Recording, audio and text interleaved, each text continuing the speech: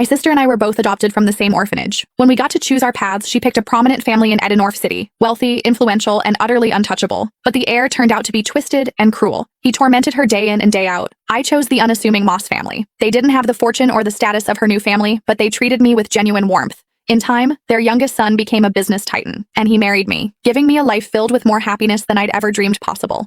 Consumed by jealousy, my sister secretly strangled me. But when I opened my eyes again, I found she had shamelessly stolen the life I'd built, this time, choosing the Moss family for herself. "Carmen," she sneered, "now it's your turn to suffer." I almost laughed out loud. Did she think the Moss heir was some simple jackpot?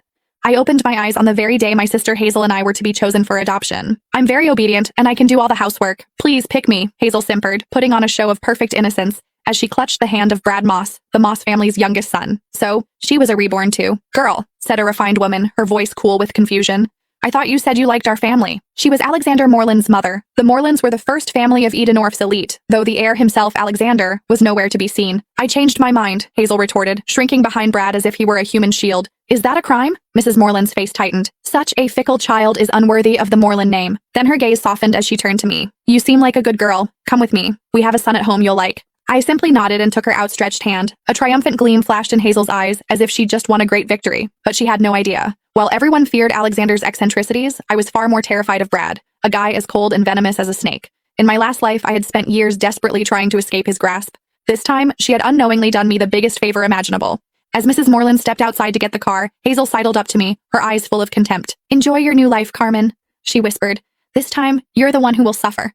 I didn't even bother to reply. Her gloating was nothing more than a clown's performance. She thought she had secured a fresh start. But the joke was on her. She hadn't escaped a fire. She had just jumped headfirst into a hell far more brutal than she could ever imagine. After I arrived at the Moreland estate, Mrs. Moreland gave me a private suite and hired a small army of tutors for piano, dance, and etiquette. She was gentle but frank. "Sweetheart, I'll be honest. I adopted a daughter to find a suitable match for my son. You must apply yourself. Alexander returns from abroad in a month.